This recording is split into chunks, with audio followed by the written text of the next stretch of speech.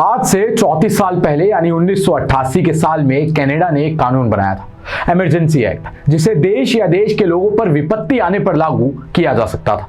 3 दशक तक इसकी कोई जरूरत नहीं पड़ी, लेकिन अब कनाडा ने इसका यूज करके कनाडा में इमरजेंसी लगा दी है। जी हाँ, सही सुना आपने।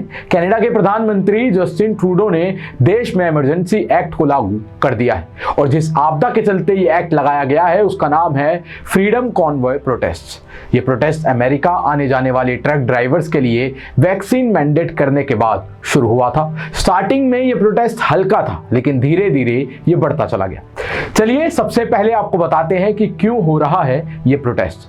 तो प्रदर्शन का अहम कारण कोरोना वैक्सीन और कोरोना प्रोटोकॉल्स के चलते बनाए गए नियम है। 15 जनवरी 2022 को कनाडा सरकार एक नियम लेकर आई, जिसके तहत कनाडा में घुसने वाले ट्रक ड्राइवर्स को कोरोना वैक्सीनेशन का प्रूफ देना होगा और नहीं दे पाए तो 14 दिन तक क्वारंटाइन रहना पड़ेगा। लेकिन इस नियम का भारी विरोध शुरू हो गया। ट्रक ड्राइवर्स इस नियम को मानने को तैयार नहीं है। ट्रक ड्राइवर्स का मानना है कि वो किसी के संपर्क में नहीं आते हैं, उनका ज्यादा से ज्यादा समय ट्रक के अंदर ही बीतता है और साथ ही उनका एक तर्क व्यक्तिगत चयन की आजादी से भी है, यानी my body my choice. Canada में ट्रक ड्राइवर्स ने इस नियम के खिलाफ रैली निकाली।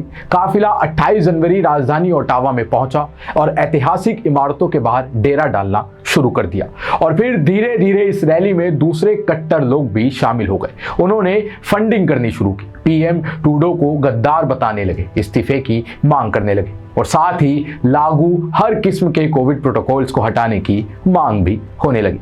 और अब इस प्रोटेस्ट का तीसरा हफ्ता चल रहा है और प्रदर्शनकारी जमे हुए हैं। अब बता दें कि इमरजेंसी एक्ट में 4 टाइप्स की इमरजेंसी का जिक्र है।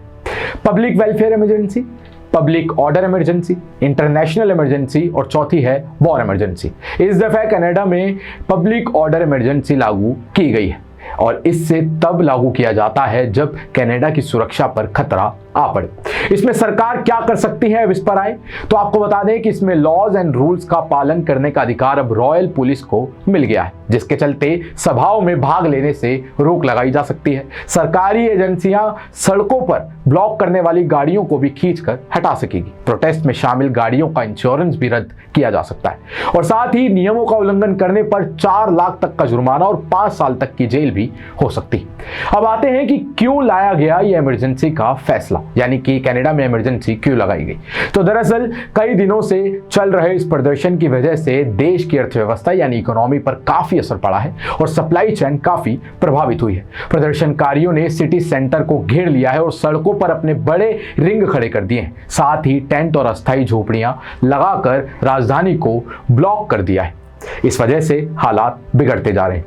वहीं पुलिस ने अल्बर्टा और मोंटाना के बीच बॉर्डर से 11 लोगों को गिरफ्तार किया, जिनके पास से राइफल और हैंडगन बरामद की गई। इसके बाद से प्रदर्शन में हिंसा होने का भी डर लगातार बना हुआ है, जिससे हालात लगातार खराब होते जा रहे थे। साथ ही हाल ही में प्रदर्शनकारियों ने पार्लियामेंट हिल के आसपास जानबूझकर यातायात को बाधित किया था। कुछ प्रदर्शनकारियों ने नेशनल वॉर मेमोरियल में पेशाब तक कर दिया था और वाहन खड़े किए थे। एक व्यक्ति ने टूम ऑफ द अननोन सोल्जर पर खड़े होकर डांस भी किया था। यहां तक कि पीएम को भी किसी सुरक्षित स्थान पर अब ले जाया गया है और ऐसे हालात से निपटने के लिए ही सरकार ने इमरजेंसी का सहारा लिया है।